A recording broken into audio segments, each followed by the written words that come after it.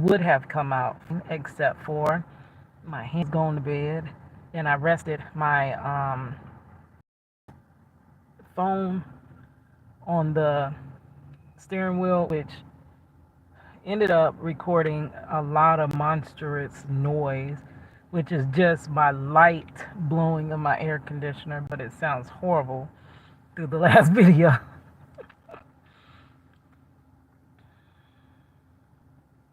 It's very difficult doing this.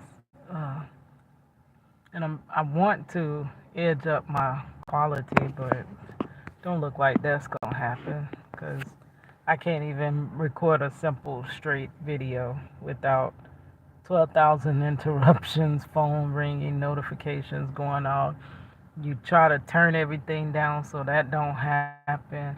And then if you do get a distraction free environment, if you do, you don't have any internet source so that it comes out either very pixelated so that it looks horrible or it just doesn't. It's just, anyways, that video, I guess I needed to stop it anyway. I stopped because Marcella had called me, but I guess I needed to stop it anyway because I did not know that the sound was horrible in the video. So I would have hated to tell the whole story and the whole video be a supposed to be balled up and thrown in the trash. I'm gonna just leave it there because one day it won't be like this, and I'm gonna look back on my channel and be like, "Oh, remember those days you had no storage and you used to only record on live, and it used to be crappy and this and that, and you used to be talking to yourself because nobody was there, nobody's commenting, nobody's liking, sharing, nothing. Do you remember those days?" But yeah. Anyway, so. I just want to tell the story time about Visitation yesterday because I do keep track of them. I'm a prison wife. That is the origination of this channel, trying to break my husband's story and also to relate to everyone else that's going through because I don't think we went down this road for no reason whatsoever. So the first part did kind of end up being ranty like, and it was just kind of a conversation, a random conversation you might have if you just crossing paths with somebody. So it's not a real purpose to the video. All right, so picking right back up where I left off, today is July the 21st, 2025. So, anyways, it was time for me to go to work. I, I was hoping that my dad did not have my car ready so that I can take his car to Visitation, girl, to go see Marcello. I had already told Marcello, which I wanted to surprise him, but then at some point I was like, no, I might be the one getting surprised if I don't let him know that I intend to come. Because they could end up in confinement or anything, and I don't want to go way out there for nothing. So my dad, he's like, pick up this bulb so that I can fix your tail light. So I would have picked it up, but that whole morning I was reattaching my dreads and trying to get my stuff ready for Visitation because Visitation is right on the back of me working. I close at a restaurant at a theme park the night before Visitation, which makes it really, really difficult to prepare for Visitation. It makes it really difficult to get the proper rest before getting on the road. It just makes it so difficult. But if you're gonna visit, it's not like I can push work out the way.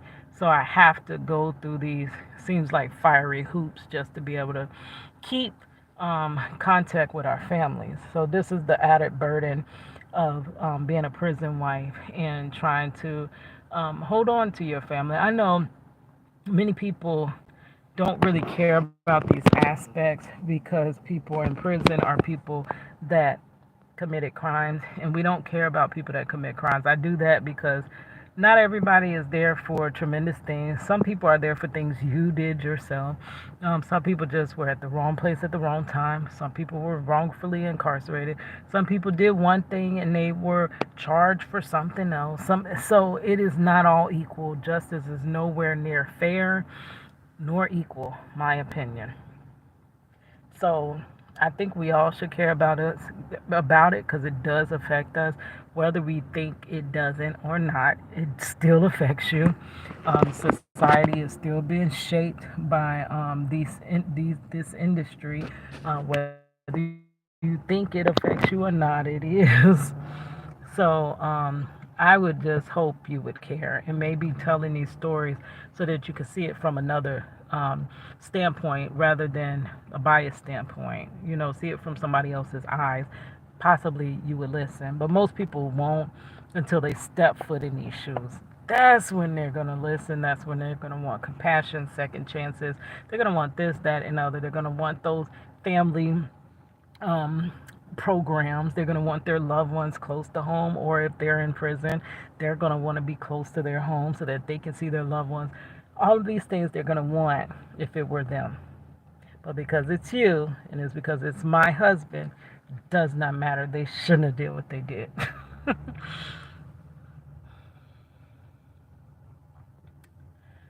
So it's very difficult going to these visitations, but we do it to keep our family together. Could you imagine if we never visited and he'd been gone 23 years? We wouldn't even really have a relationship if that was the case. But so I needed to go get the light bulb, but I was trying to get my hair done. There's no time to do it after. My daughter could have tried to quickly color my hair after I got off of work, but I get off at 11:30, won't get home to midnight, and my daughter has to get up for work at 4 in the morning. She can't be doing my hair then. So it literally was only that one little time frame. So that morning I just spent trying to reattach my locks and prepare for her to come home and do my hair. She got off of work at 2:30, got home by 3, slapped the little color in my hair. I barely had 30 minutes for it to process. If it had a process longer, it might have lifted better because it doesn't look like I have a lot of color, though it did cover some of my gray. So that's a plus for me. I'm just going to continue, like I said, working on my hair color and getting my locks the way I want them. Um, and it's going to take time and it's going to take me putting effort to that. I'm going to have to delete some advocating videos, sometime being on the internet, promoting Project Restore. I'm going to have to take some of that back and spend it in doing my locks, right? So I'm just going to as my hand goes numb, I'm just going to pass the phone back and forth because I did not like that. That sounded horrible in my video when I set it on my thing and it just started whistling through the whole video. Or going, that's all you hear through the video. Horrible. So, and what I'll do is just, I do my hands like this, get a little blood to it, but then it starts going back numb. My hands are feeling really horrible lately. Um, so I get ready. She does my hair. I barely have the 30 minutes for it to process. I quickly rinse out the color, shampoo it with the Color Alert shampoo, and then I leave the conditioner in my hair and go off to work. So I said I was going to rinse it out when I got home because I really want the conditioner to, get in there good. Especially with hair color, my locks are already thinning in the middle. I don't want the more breakage, right? Or unless I just start over. But once they grow out, I do plan on starting to clip some of the ends so that I get fresher, better locks at the root of my head. But so I surprisingly do that. Barely make it to work by the skin of my teeth because I'm trying to fit my life in around the margins around work because it's like we work to live and we live to work. Hustle hard until it hurts. Work, it hurts. This carpal tunnel, it hurts. Work my fingers down to the bone. And once I pay my bills, I ain't got nothing to come home with. Just like today, they took that bill and I barely have anything. And I'm looking at Monday through Friday. I got to get through a full week off of nothing left. Barely anything left. So I'm rationing off of that. But so trying to squeeze. So you're really just trying to squeeze your life into the margins between work, and then you're coming home with barely enough to survive. That's the plights. That's the two plights. Those are the two things I need freedom from. Because my channel is about freedom and justice in multiple ways. Um, so I barely make it to work. I think it was 2 minutes before I was gonna be late. Running like I'm crazy. Barely get my uniform on because I didn't want to put my shirt on because I didn't want the color to be dripping on my uniform shirt. So, is this hair on my mouth? Now I tried to move it. Yes, it is. I tried to move it without y'all being able to notice, but it just keeps being right there on my mouth. I ain't gonna be able to talk through this whole video with the hair on my mouth. Okay. So I get to work and I threw my uniform shirt over. By then my hair wasn't like it was damp, but it wasn't like wet, so I was hoping it didn't mess up the uniform shirt. I get through work, back pain and everything. Barely, made it through the night. My highlight, they do feed you a meal. I had an awesome salad. Oh my gosh. And I was good. Oh no, I had the chicken sandwich that day. But an awesome meal. I calm myself down once I get to work and get over that hump of still having to be here. And it comes to lunchtime, I'm pretty good for the rest of the night. So we get through the night. I know I want to close early. The day before, I close with someone that is like, at this point, I just take however long I need to take. I'm not going to rush to get out of here because I understand that person is not working under fire. They're not trying to get out of there. They play around a lot. You know how some people really are just there in a job to take up space. That person kind of is that person. So I'm like, if I gotta close with them tomorrow when I want to actually get out of here on time, it's gonna be rough. But thank God I closed with some people. They were done and gone and had done left me, and I was still there cleaning the lobby. But I did happen to get off a little bit early. That's when I went home to just do quick little shorts about, I was trying to vlog, just quick little shorts about getting ready. Found we don't stay on the phone long because he knows I gotta hurry up and do what I gotta do so that I can go to bed. So I end up rinsing the conditioner out my head, and I tried to do some little braid style in my hair, but it was not working. I like to braid my locks up into some type of do. I did do these little braids here, but it just wasn't looking how I wanted it to or imagined it to. But I was like, you know what? This is what it is. Let me go on here. I thank God had something that could be decent for visitation. Though because I didn't know what clothes I had clean, I would have had to dig for the correct visitation outfit because you constantly get turned away. Oh, you can't wear that. You can't wear this. You got to make sure it's the bra that doesn't go off through the metal detector. You got to make sure this, that. So much. But thank God I had a little outfit that I was like, okay, that's cool. I had to iron the shirt. The shirt was kind of wrinkled. I ironed the shirt, hung the clothes on the back of the bathroom door. And then I was like, let me get together what I have for my grandkids. So I had the little notarized letter. I brought their birth certificates just in case because I didn't want to get way out there.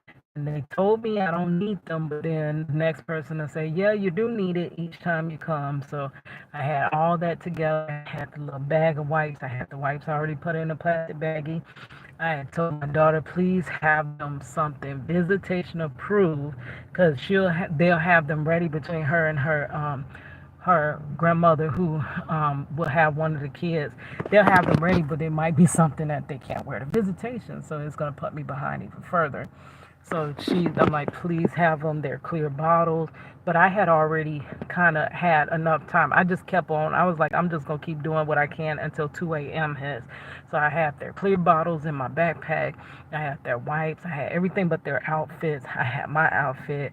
I even took my shower that night, because I was like, I don't want to get up in the morning because it's a little harder to get up, and you tend to spend more time in the shower in the morning when you don't want to get up. So I took my shower that night, and I finally laid down at 2 a.m. When I laid down at 2 a.m., I could not fall asleep.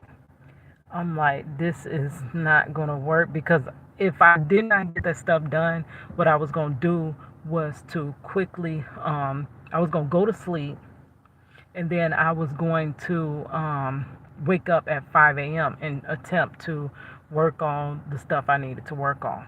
Well, since I was not, I had all that stuff basically done, I said instead of getting up at 5, I could probably get up at 6. And if worse come to worse, get up at 7. So at 2 o'clock, I could not fall asleep. I'm just laying there, laying there, laying there. Please let me fall asleep. Why am I not tired? Usually I'm exhausted and could not fall asleep. So I don't know what time I went to sleep, but all I do know is I ignored all the alarms and I did not hear so I pushed it off to the 5 o'clock. I think my first alarm was supposed to be 6:30.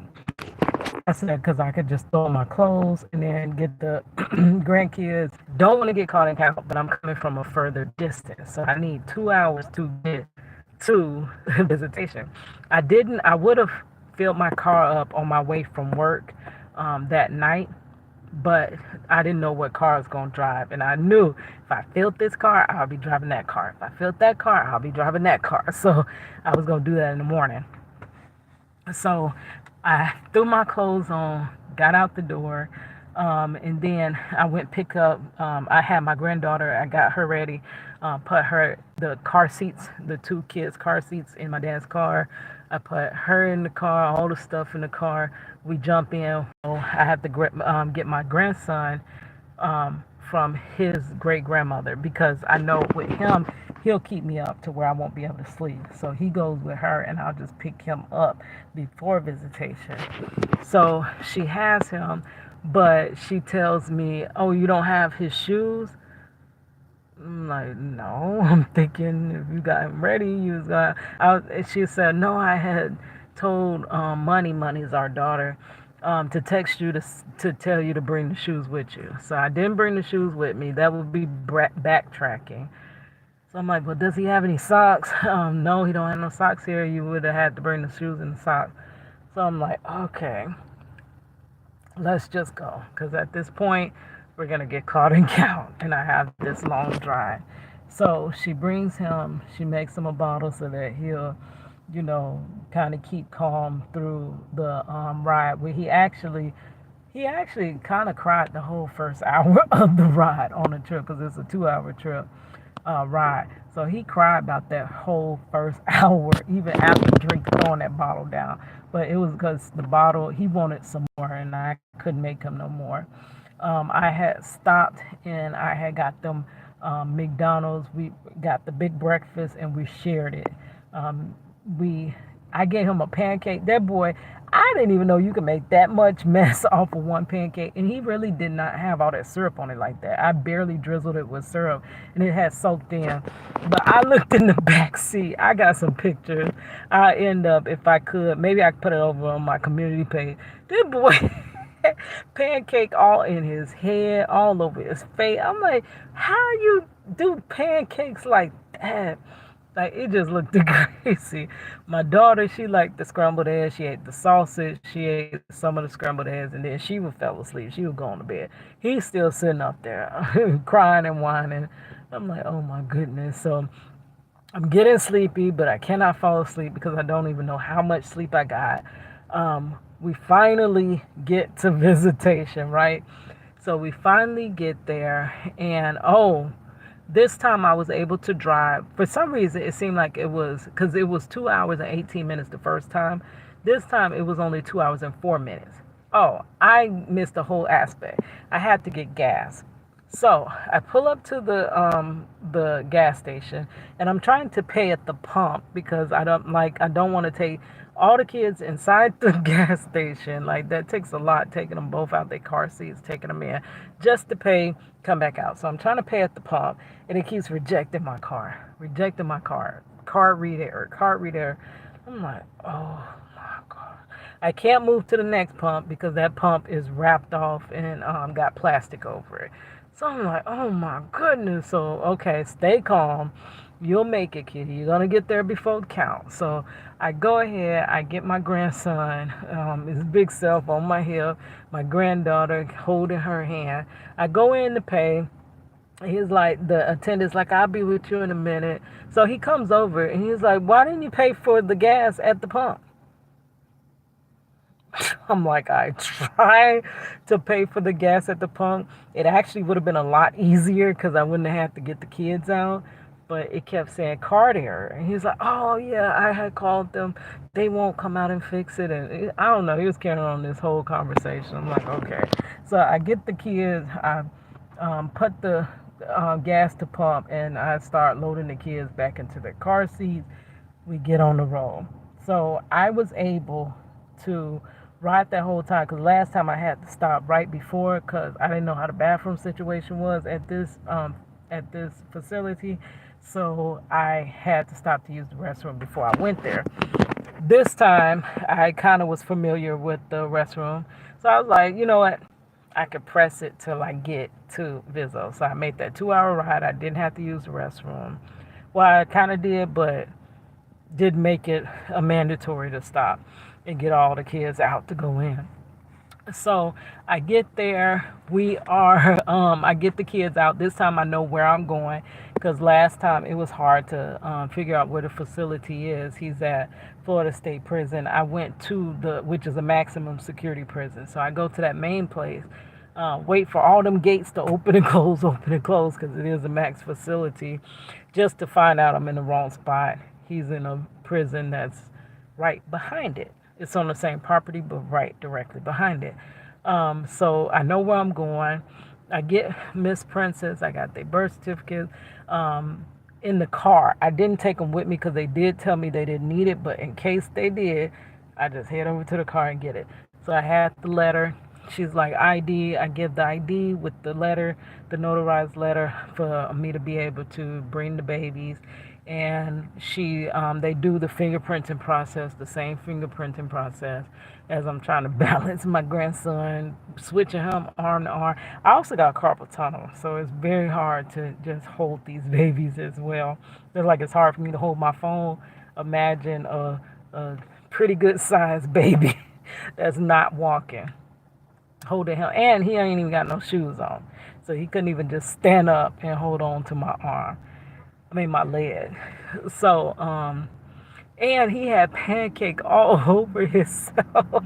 So I'm trying to wipe it off with wipes. I couldn't get it out his pants, so I'm like, he just gonna have to go without his pants. He got on a onesie or whatever, and he ain't got no shoes on and no socks. But it's hot. It's Florida and it's hot, so he's just. It could be a summer. That's his little summer outfit. His summer fit, girl.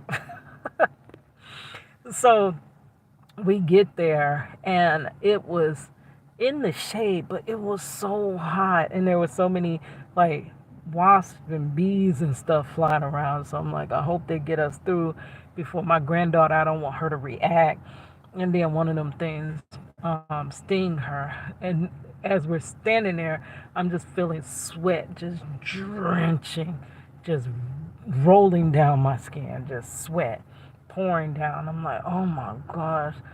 So I'm not gonna feel comfortable. You don't no longer feel comfortable after all that sweating. But it wasn't even but like a minute or so that they let us in. Um, so we go in and they're like, you can choose a seat anywhere, which I'm like, where? Because it's all full.